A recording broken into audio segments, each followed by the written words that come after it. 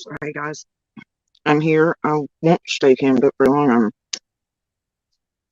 in my bedroom and I'm kind of freaking the fuck out right now, and I don't know how long I'll be on here. Um, but if anybody sees Josh from the lab, let him know that yeah, it's obviously the YouTube streets, right? All things and stuff, and Josh, he knows another things, right? But if it wasn't for him right now, I wouldn't have this piece sliding home and this first sense of relief of any kind I've had in feels like it feels like an eternity, but definitely since June 15th. And I can't get a hold of others tonight. And I don't know that it will matter, but it matters to me. And I think, oh boy, all I can say is that those mimicking the imparroting what they couldn't quite put words to within the first hours and days after summer vanished. They kept giving a description for OCCAM'S RAZOR, right? But they didn't know the term. And I've always tried to stay mostly OCCAM'S RAZOR despite this place and all the bullshit. Sometimes it's hard, especially with so many pieces. But it's so simple, and I know in my gut and soul I'm right. I know I'm right tonight. And if it wasn't for the lab and Josh right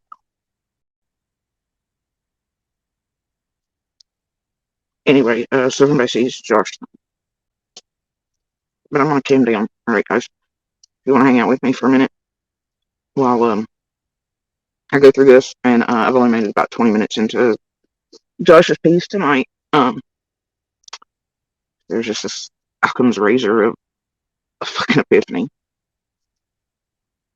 And maybe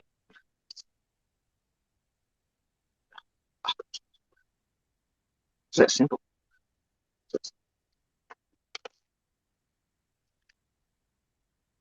So over the course of the past few days, somebody said something, and I've been looking, and I've been trying to kind of rack my brain, right? But I don't want to look too much because I still yet do try to go along the guidelines I set for myself of not contaminating or mixing in or screwing up memories versus this place and the shit show and all of that. I try not to do that. So I walk it very carefully.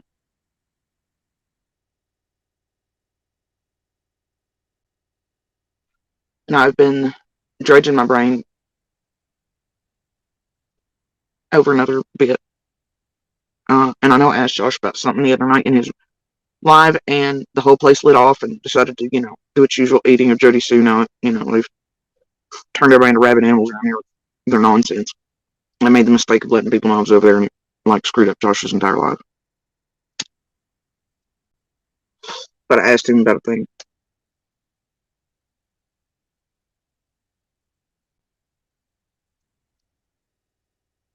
And I was sitting down there to go, and you're going to hear my stomach because I was getting ready to try to eat. Because, just gotten out of the shower and dealing also with some crazy person who thinks blowing up their engine tonight is worth, I guess waking up kids and family members up and down the road. And I don't know. YouTube stalkers, man. They're wonderful, right?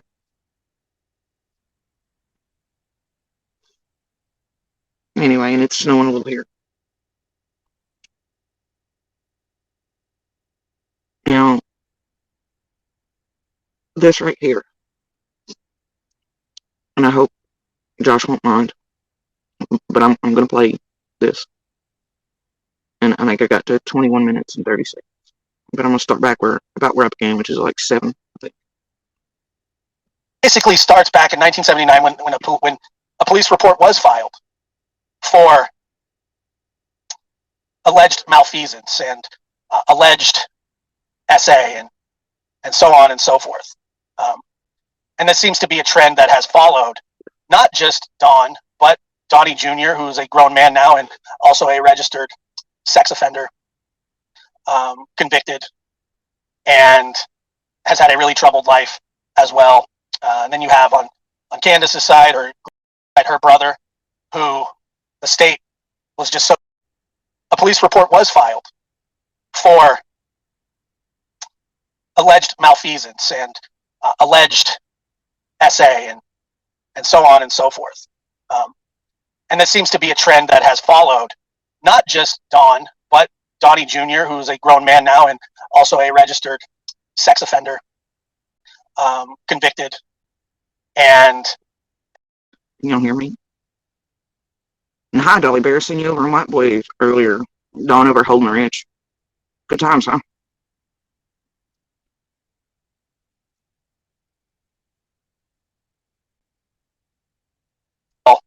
then you have on Candace's side or Grandma Candy's side, her brother, who the state was just so scared to let out because of his deviancy and so on and so forth. There's a lot. There's a lot there. And so I'm going to play. This is from the interview with Chris. Now, once again, Don claims that he said he got home around 5 or 5:30 and that he beat everybody there, but the cops hadn't even been called until 6:26, which if Don says that he made it home. I've heard Don even in person many times say that he's always confused about the calls. He thought they went in at 5:30. Okay. What I can tell you is that his I and other neighbors were already searching for Summer after 6:09 p.m. All right. I hadn't yet come up on the boys yet, but Andy and Dawn came in at almost the exact same time. Andy first. He spoke to Candace at the end of Ben Hill. You could already tell the cops were coming because of the dogs all the way down through Beach Creek. Anybody who lives there knows exactly what I'm talking about. So does law enforcement. That's why they're kind of cleanup crew only. About a half hour in advance they're coming. Anyway, hear them coming. Right. I walk a few feet back up as close to the road. I wave Andy down. I tell him I was like, Summer's missing, even though I could hear some of his and Candace's conversation. But I wanted to be sure. He goes, I know. He goes on down the road towards Mount Carmel. Don stops at the end of the road down there towards Ben Hill. He comes through the cops pass. Eventually, I can see one parked on Simpson Road near Sherfy and his girlfriend. They're facing myself, the boys, etc., right? Don's running back and forth. Candace is doing whatever down there. Andy's running back and forth. But they did sort of beat the cops in. Okay? It was all kind of like a simultaneous clash. So, and I do put that somewhere probably close to 7, right? Had to be somewhere close. 6:30-ish to 7. I don't know. I was busy looking for fucking Summer. Also, by this point, you have other neighbors besides I and the first neighbor. Look, they're coming out, starting to look for Summer. They're at the end piece of Ben Hill as it meets the main Beach Creek. Okay.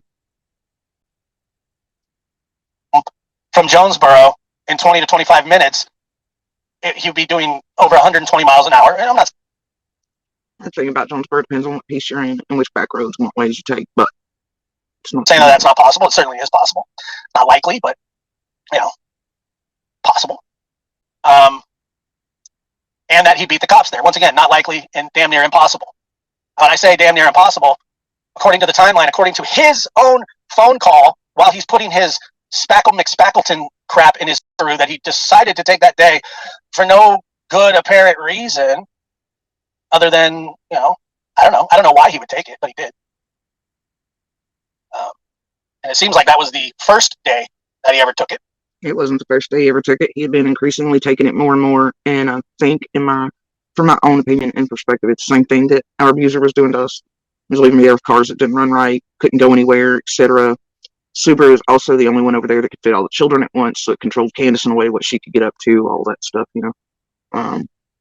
It's just kind of what they do, man. And they like the new flashy and possessions, and they're all about greed. And of course, the red one was nicer and something to show off. And same thing abuser did with Stall Pump, made her think that was his car. He was paying for it. They were breaking my damn seats down, dropping earrings on purpose, holding on in it, It's just kind of what they do, okay?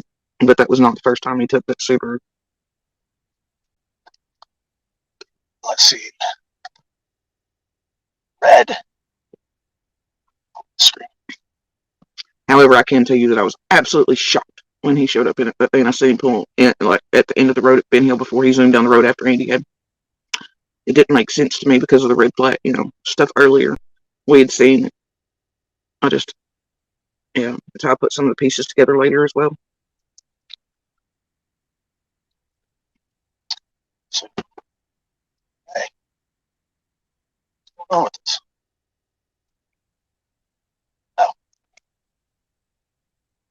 Hey everyone, best channel ever. Thank you so much. I appreciate that. You know, there's a well near that shed. American True Crime has an info. There's a lot of. I believe I don't know about that one specifically, but I definitely know that there are a few around there. Let's see here. Well, it's supposed to be about a 45-minute drive, which Don says that he made in 20. I don't care who's at. Even at the furthest reaches of Jonesboro, I can get back to being on less than 45. Who in the hell is giving you all these times? But whatever. What do you say, 20 minutes? And by the way, I just don't see how that's possible. I mean, yeah, Mary has it at 130 miles an hour. I'm kind of close to that as well. I mean, he'd have to be cooking to do that. But here's the thing: his phone call to police doesn't come in until like 6:32. So if his phone call comes in at 6:32 and he's still at work loading his tools, how could he get there at 5:30 before the police get there? I mean, they have him showing up around. If he called the police from his job site, then that would put him at about 7 o'clock to get there, according to him, going at warp speed. Now, he may have done that because I think most people would if their daughter was missing. The first thing that I personally would do, and I'm speaking clearly for myself, is I would want to know exactly, I would want to talk to my wife first, my family, law enforcement. Give me the scoop. What do you got? What are we doing? Well, let's just listen to this here a little bit. There was nobody there. I was the first one there. He was the first one there before the cops, before everybody else. He was the first one there, which would put him there at 7 o'clock. There was nobody there. I was the first one there. Now, then he admits, Chris asks him, hey, so did you go check that shed? He says, or did you go look inside that shed? He says, no. But then. And the thing is, right, I send the last message to our abuser, 609, start to walk uphill. All these things come into contact with Candace, all these minutes, right? The phone call, over here. All these things. But Monster says last messages, he's going to be on the way, and I know it takes him a certain amount of time to get there, but I know he's also next door at the stall pump for a minute or two, etc. He'd already worked over and already been over hanging out at the stall pump as quote working over, whatever. It's quite late anyway that day. So I know that it's after 6:30 and probably closer to 7 before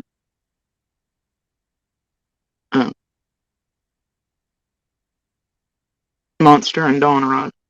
Right? But it was Monster first. But they were right, with one another basically, and then the cops passing, and I mean, it was chaos. Listen to this. There was nobody there. I was the first one there. I was thinking, I'll probably get her anytime, so let's maybe drive down there first. Okay. And then, did you go into that shed? No. Is that yours too, by the way, Professor? Yeah, that's what I did. And that's the thing in my memory, and I'd have to go back to my earliest pieces for law enforcement or troopers or any of the other agencies or feds, the first one that had first interviews. They would know. But, right, Shirley, you can go troll elsewhere tonight, not here. And you know exactly who's speaking. I'm not doing a trolling tonight.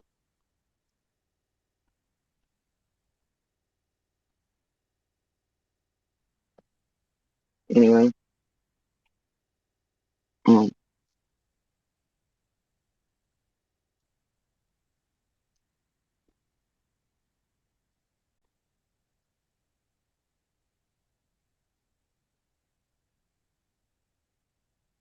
I don't know if I said it then or later, but I know I did. You got there.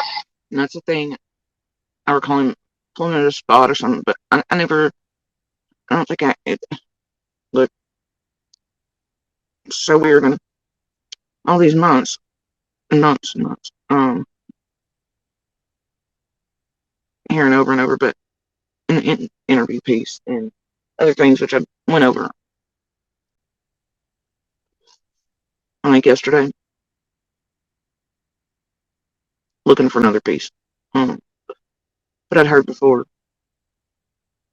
It was a singular mention.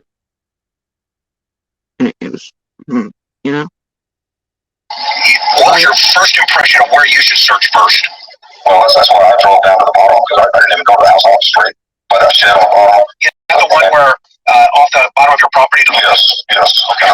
So instead of going right up to the house, his first thought was, well, maybe they've checked everywhere else. Well, that's why I drove down to the bottom, because I didn't even go to the house on the street. By that shed on the bottom. Yeah, is that the one where He says he went by the shed on the bottom. off the bottom of your property? Yes. Okay. So instead of going right up to the house, his first thought was, well, maybe they've checked everywhere else. Let me check this shed. Why he would check the shed, I'm not He didn't check the shed. really sure. Especially with the claims that Summer never wandered off to the sheds, that she never wandered off the property. It's not why he was down there, Josh. It wasn't why he was down there. He wasn't looking for Summer. That she would never do that. And this isn't just a short little hop and a skip.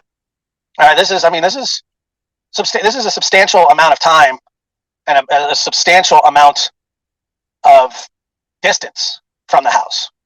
So as you can see here, the interview room, and Chris McDonough and Karen, who've done fantastic work, videotape this. You can clearly see the shed that Don checked first before anything. But he didn't. He didn't.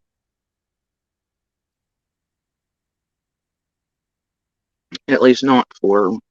Anyway, he wasn't down there looking for Summer. So you take a look there. Mars says, I don't find that strange. I mean, if everyone is looking, why wouldn't he check the shed? Because it's not even, I mean, it's a long way away. I mean, what do you mean? Why would he just check the shed randomly? Wouldn't you want to, like, could she have been found in the time that he got home? Could he have, could she have been down in the shed? Yeah, possibly. But why immediately go right there? And then he doesn't even know if he did check it right away or not. But I think he actually did. I think he actually does know. Let's listen again. There was no one there. I was the first one there. I was thinking, well, I'll probably get her anything, so let's maybe drive down there first. Okay. And then did you go into that shed? No. Okay, so right there he says no, he didn't, and then he says yes, I did, but then he can't remember if he did it right away or later on. You following me here? The story is very, very inconsistent, and let alone the time discrepancy that he claims is there. If that in fact did happen, he would have checked the shed around 7 o'clock. Summer was reported missing at 6:26. Yet people say that about 5 o'clock is when they start searching, a little after 5:30. So you have at least an hour time discrepancy there. Then Don says that he's the first person there. Cannot be true, which can't be true. His time, how do you mess up that much time on purpose? Is it on purpose? Is it on accident? If it's on accident, I think it falls into the same. I tossed the phone in the back of Don's truck. Yeah, I'm pretty sure that's where that falls, Josh. Pretty sure that's where that falls. There's no signal on that phone. I couldn't get a signal, so I tossed it away and put it in the back of Don's truck and got Mom's phone. Right? Yeah. accident, that's a huge time gap.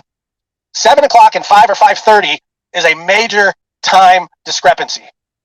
5 and 5:30 and 6:26 is a major time discrepancy.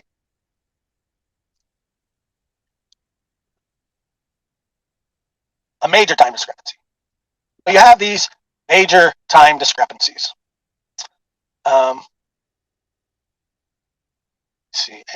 Trevor Lee says most of East Tennessee is on Eastern Standard Time, but he scripted Standard Time. It's the new trend for suspects in child disappearances. Trevor Lee in the house. What's up, Trevor? Yeah, I agree. I don't know why he did that, but it just does seem odd. That yours too, by the way, real fast? Yeah, I did. I don't know if I checked it then or later, but I know I did. You got there. What was your first impression of where you should search first? Well, that's why I drove down to the bottom, because I didn't even go to the house on the street. By that shed on the bottom. Yeah, is that the one where off the bottom of your property? Yes. Okay. The road I went past that, went straight down that hill, straight to the creek. I see my boys, and I see my neighbor Don walking to the left side. The boys went the other. That right there. The other time he just talked about that. All the other times where he just says seen my neighbor and the boys, right? And other times I've heard him say plural, as when he could see himself and the other neighbor that were first to search for Summer. Right. But that right there tells me which one of us he could see, which tells me my placement as he was there. Right.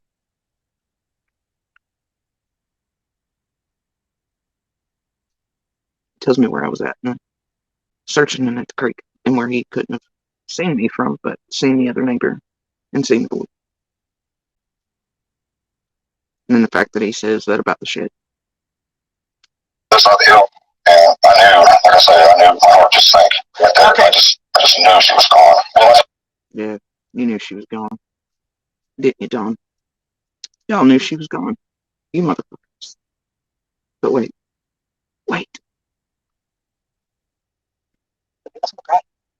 And we yelled for her. Gave her some hysterics. Right. And we never did find her. She called 911 and come down. No. We sent the boys down over the hill, and I stood in front of over by the edge there and watched them. And was praying to God every minute that nobody would take Bill. Yeah. There was no sign there. Do you believe? Y'all want to hear that again? Y'all want to hear it again if you can hear it? Right? I don't know if you can. We sent the boys down over the hill, and I stood in front of over by the edge there and watched them. And was praying to God every minute that nobody would take Bill. Yeah. There was no sign. Do you believe that someone gave me some hysterics? That's the cry. And we yelled for her. Gave me some hysterics. And we never did find her. She called 911 and she called down. We sent the boys down over the hill, and I stood in front of over by the edge there and watched them. And oh yeah, you were standing there watching, huh? Was praying to God every minute that nobody would take Bill. And I've asked myself, how would you have known? Do you believe it? But I've thought about it wrong.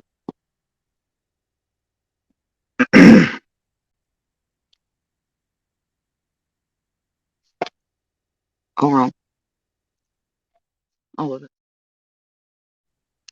OCCAM'S RAZOR.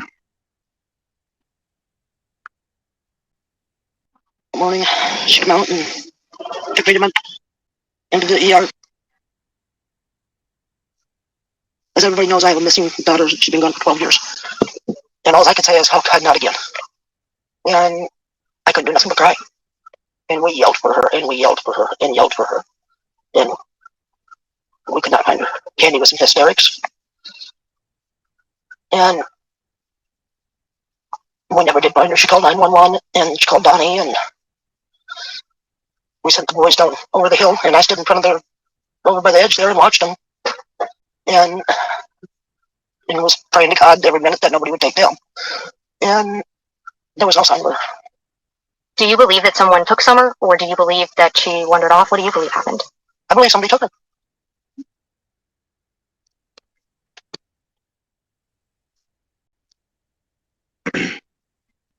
No, I can tell you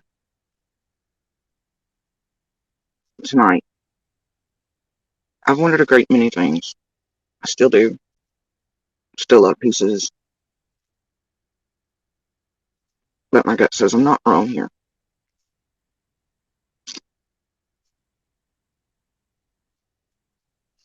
I know we could not find her. Candy was in hysterics. And we never did find her. She called 911, and she called Donnie, and we sent the boys down over the hill, and I... See, I always kind of wondered about the phone. You know, Candace says that she got the first phone. It went pick up. She throws it in the back of the truck. Dawn's truck. Gets her mom's. Great. I'm like, well, that had to be after, I'm in the road. I'm in between driveways. I'm trying to let her know that I can hear them. I know something's wrong. I'm going to go ahead and search for Summer if they couldn't hear me. And I can hear them all kind of come together. At least Candace and the boys. And I hear, what did you do? What did you do? Nothing, Mama. Nothing, Mama. I swear. Then I hear the boys take off to the left side of the bank, crash down like, towards the creek on that side. Then I carry on to the right. Summer, starting to go in. Here, Dawn. Dawn. What I later learned is Dawn on the phone with Candace. Loudly, but so loud I think it's another person in the fucking truck with her. I'm very confused when, first contact's made, and then the only reason I figure out who and what the fuck is because Dawn pops up and goes, "So you're telling me somebody took my baby girl?" Flat as fuck. After another second or two, I let her go. I go back in and to start going on the creek. She runs into the other neighbor. I can see his boots. They're the work boot type things. Right there on the pavement, a little bit lower. He asks me, which way do you want to go, whatever. I was like, well, I've got, sandals on, obviously. If you want to take the bank, I'll carry on to the creek. Right? The next, we're told all this time, phone calls to police are on 6:20 something. And it doesn't make any sense. You can't make it make sense, especially with statements of hers saying the cops were called first, but there are things I know from law enforcement and things here that are real fucking confusing. And the boys were indeed sent down. Right? Yeah. Right. E3? Yeah. Oh, yeah, you sent them down all right. You see, here's a problem. First, two cops there that day. One of them seen me not too much after Summer vanished, and in this tone, they were like, then why did Candace make it like the boys weren't even here? Why was she trying to hide them from me? And I remember telling them that it was probably to hide them from DCS.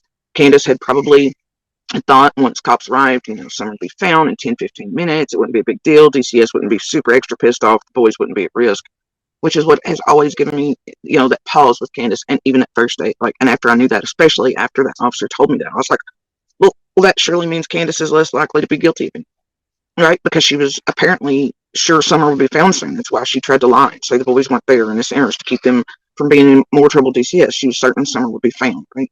Had to be. That's the only reason I could come up with that she would hide the boys being there until the first cops that, make it like they weren't anywhere. Oh, yeah, OCCAM'S RAZOR. You make such a big deal about throwing that phone in the back of the trunk of Dawn's. Because you did indeed call 911 first. But I'd about guarantee you called and hung the fuck up and tossed it in the back because you knew you could use it as an excuse to go, we weren't getting the signal. Whoopsies, but you knew cops would eventually locate and whatever and come. But it bought you time. You all sent those boys over the bank quietly. That's why I didn't hear the directive. It wasn't shout at them, go down there and look or anything else like everything else. Like, what did you do? What did you do? Was shouted at them. You fucking bitches sent them over that fucking bank. You know why? They were supposed to be waiting on Dawn. That's why. Bet me. That's why Dawn makes his way down there and pulls all the way in. And all the videos he does, he never actually stops at the shit and pulls in there. He always goes further. And he says at first he went to the creek. There are pieces very early. It says he pulled to the creek. He knew because Candace was coming down the fucking driveway on that phone with him, louder than shit. And on that phone, she told him the boys were down there and were supposed to be meeting him down there. That way they could say the boys weren't home all day long. They were with him at work. Y'all remember very early on how it said the boys weren't even there at the time. They had tried to tell him that they were with him at work. And I think they tried that to a certain degree, most likely. But I'd say the same cop that had pulled into Simpson and had eyes on myself when the boys stood up definitely had eyes on the boys as I was talking to them. Ruined all that somewhere along the way would be my guess. But very early on, it was said the boys weren't even there. They were done because I guarantee it was the first stories given out or tried to be because they thought cops probably hadn't seen the boys. You don't know why? Because they were told to hunker down and wait on Dawn at that fucking spot. So he could pull in and grab them real quick and then pull in like they had been with him at work instead of left home. That's why Dawn thinks and says that because he knows there's going to be records of a call coming in at 5:30. That's why he has to keep wavering back and forth. Well, I thought the call was at 5:30 and playing stupid. Well, I don't know. It's because there was a call to his fucking phone. Those boys were waiting on Dawn. He knew he was supposed to pick him up there, but when Dawn pulls in and he sees at least the other neighbor that's with me, I'm in the creek though. See, and I'm near all these tall growths that are still left where they screwed up the creek and dammed it off and shit. He couldn't see me, but he could see the other neighbor searching with me as we went around together. It's too late. He couldn't get to those boys. I talked to him first, but they've done got their script right. It's why they act weird. It's why the oldest speaks for the group again. It's why the other two won't look at me and aren't acting weird as shit, but I mistakenly took as that they were going to be in trouble or like I was going to tell Candace they weren't really looking because that's the thing. They weren't looking. I thought they were playing or goofing off, squatted down, but it was Them trying to stay hidden and waiting on Dawn to pick them up. Candace did indeed call Dawn and probably made that first bullshit call to police and then thought they could buy some more time going, man, I couldn't get signal, and then saying she drove to church because everybody knows down there that's where you can get good phone signal. But see, all those months her phone picked up just fine, like better than anyone's I've ever seen. Like, and she could obviously come off the entire fucking driveway on the phone with Dawn and him be still on the phone and well connected enough to hear me. He pops up flat as fuck and goes, so you're telling me somebody took my baby girl? They done knew she was gone. Every goddamn one of them knew she was gone. Grandis, Candace, and Dawn, and the boys. They knew she was gone. Way before they ever actually called police. Summer was gone before 5:30 on June 15th. And you motherfuckers waited that long. Questions why? Was it just to make sure the boys weren't taken too, that you weren't in trouble for that? Or do you know what happened to Summer? That timeline means that she had to vanish within an hour and a half of getting home. And if you all didn't notice till 5:30, chances are the first calls weren't, like. That means that Scream's more likely, right, to be connected. The red flash going up the goddamn driveway we seen that later on didn't match the color of the Subaru, and the goddamn slamming door.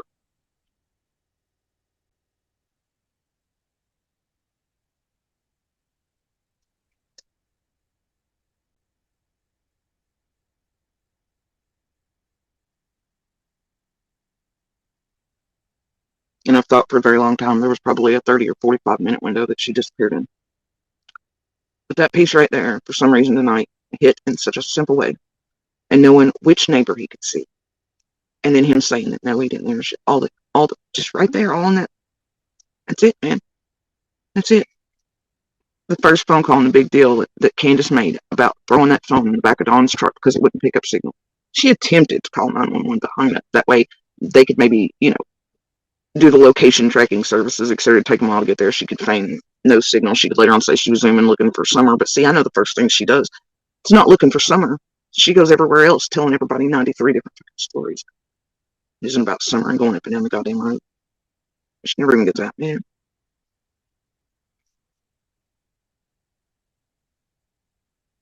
Y'all waited that long. And then I've often thought, there's a script afoot here or something, and that maybe they used all of us in the neighborhood being out at certain times, known times named, as a way to have, like, witnesses, right? Like, on purpose. But that day, Andy was late. Other neighbors were like they were supposed to be sharing. I never could make it quite fit. And I don't think it's about that now, right? It was just as simple as having to wait long enough for Dawn to leave work, to get there to pick up those boys, to get their own shit together and their own shit straight. Those boys were hunkered down waiting on Dawn.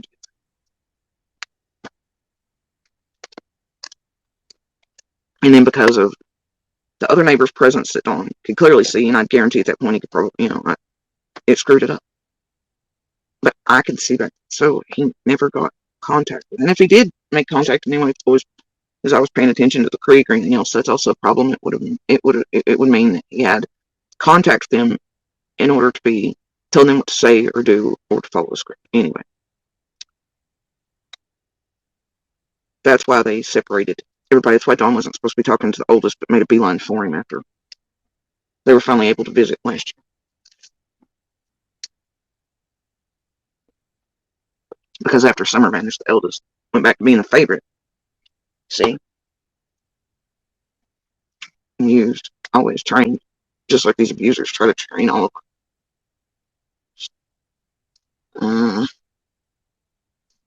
Jesus Christ. Did all these loads of laundry, huh? Fed the kids this and that and the other, huh? Planted flowers, knee brace, peppermint. Really? Really? Yeah. Right. Knew that from the beginning, because you never argued that with me, did you? When I told you you're full of shit and just trying to make yourselves look better. I told you that to your faces. And to knock it the fuck out.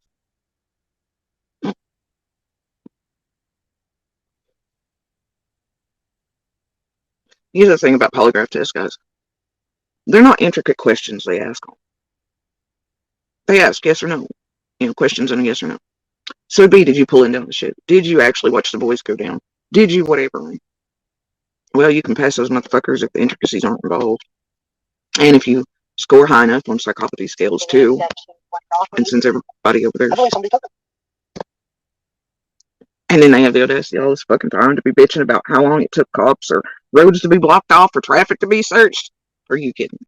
No, of course. No, you're not kidding me, are you guys? Where is she?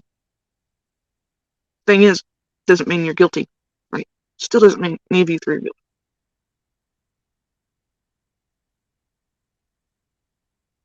What it does mean to me, though, right now, is that you waited that long. Could have just been simply to keep the boys safe, not to get into more trouble. But man, didn't she matter.